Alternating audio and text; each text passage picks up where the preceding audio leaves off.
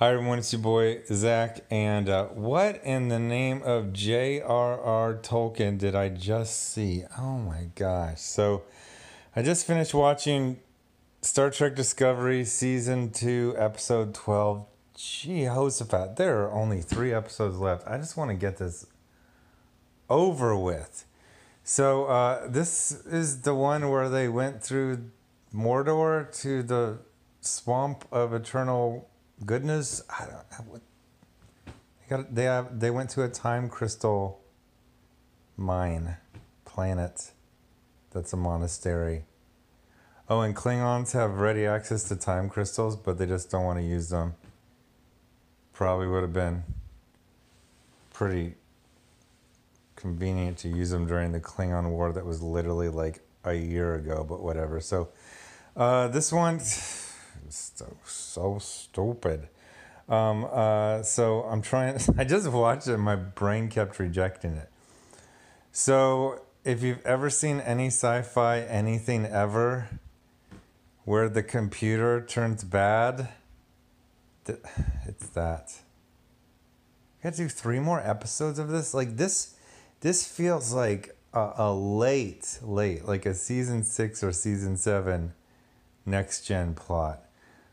There's a AI that was supposed to help them judge for threats, and now it says, I'm going to protect life by killing it. That's ironic. But the Captain Pike goes down to Boreth, where Voke, Tyler, and Laurel's kid was. The kid was given away at the first or second episode. That was the one where they chopped the head off, but it was a fake baby head.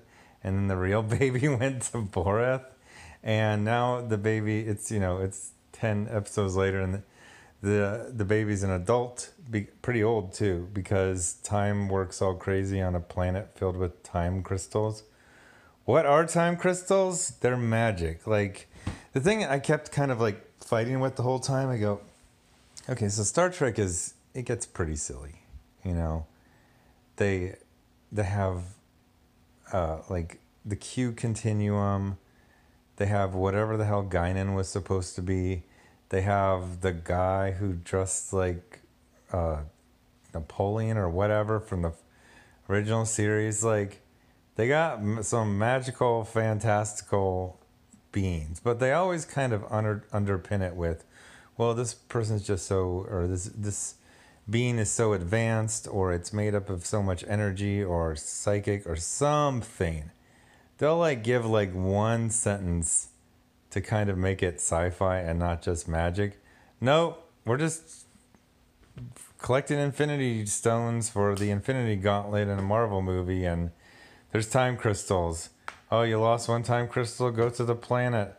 Oh, your baby mama knows where the planet of time crystals are? And the Klingons who were trying to take over the whole freaking galaxy a year ago, they didn't decide to use them all the time. So, like, they go to this planet, and Pike goes by himself because, whatever, he doesn't have away teams. He has to do everything himself. Well, he actually does have some emotional motivation for that. The Enterprise was kept out of the Klingon War, so he feels guilty about that. So that's been a thread of this whole series, that he feels like he has to prove himself. But there's literally like, they land on this planet, and it looks to be like a real cathedral, that's being used for filming.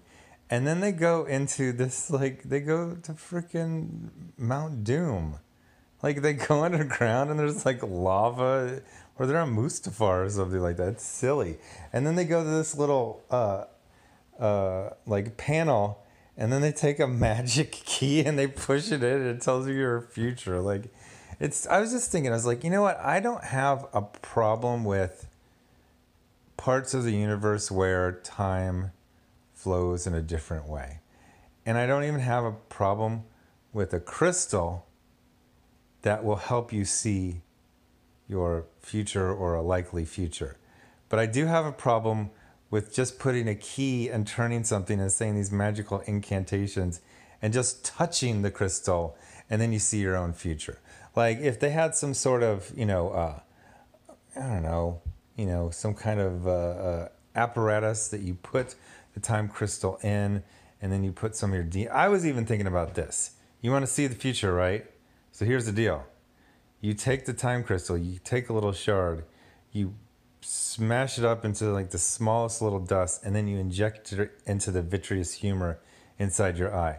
And you can see your future, but since these are teeny tiny microscopic shards, if you don't have it removed within a minute, it's going to destroy your eyeballs and you're going to go blind. Like, make some kind of trade-off. I mean, there is a trade-off so you can go insane, or you get... They make it sound like every single person in the universe has a tragic future just waiting for them. Like no one just like touches a time crystal and says, "Oh my gosh, I live to be 103 and then I die peacefully in my sleep." Like they make it like you will go insane. So the other one is this trash story where they're like, "Oh, Control tries to take over ships." There's a Section 31 ship that got taken over by Control. Let's go into it and pretend to do something. So Control controls. It's called Control. It's in control of everything. That's why they call it Control. You went to a ship that's controlled by Control, and then you're like, oh, the Slurpee machine in the mess hall is not. And then they have this like, oh, let's do this and we'll trap it. It's like. And then they have this guy who is so obviously controlled by Control, and then they do a little switcheroo on him. And then we find out he's so filled with nanites that he basically is like the T-1000, whatever was the Terminator that was liquid metal. Like you shoot him with the phaser like 50 times, and he just starts reforming holes. Like, it's stupid.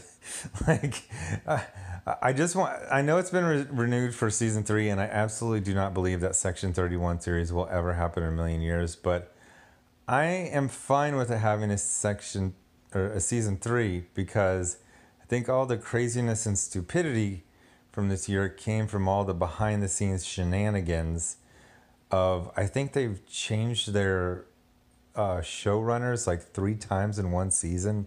Something insane. I think things are probably going to level out. So I like the characters. Tilly, I don't even think she even had one line in this whole episode. They did do some stuff with the Hugh Culber. I don't know what Stamets' first name is.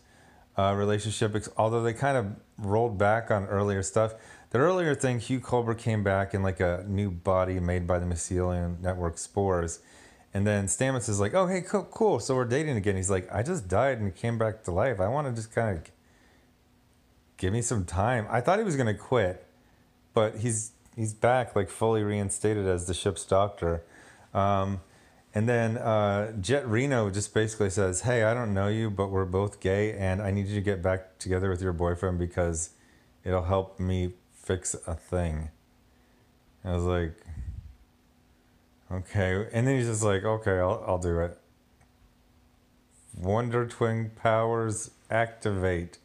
Form of 2 absolute strangers who are just both gay and like instantly trust each other. And I mean, they become friends in like 47 seconds. There is some good stuff. The stuff with Pike was actually pretty badass. He goes there, he sees his future. His future is horrible. He gets horribly burned and paralyzed. Now, I know there's a storyline in the original series where he gets a happy ending where they put him into this mind state where he gets to live a happy life, but not everything's guaranteed. Oh, wait. Well, no, they're still saying that this is going to marry up with the original series, so okay, whatever. But they basically say everyone goes insane, and he basically has to talk to himself. He's like, you're a Starfleet officer, you believe in, and he reminds himself of what motivates him, and he's basically like, yeah, I'm going to die. I'm going to die horribly. I didn't see that happening. But he still like sticks to his guns, and he gets the Infinity Stone so we can, the Hulk can wear it and knock out Thanos. Is Thanos going to be in this?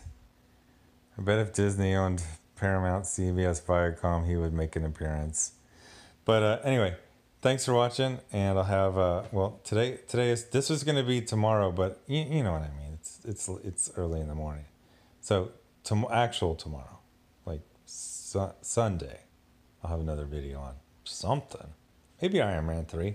Anyway, thanks for watching. Bye.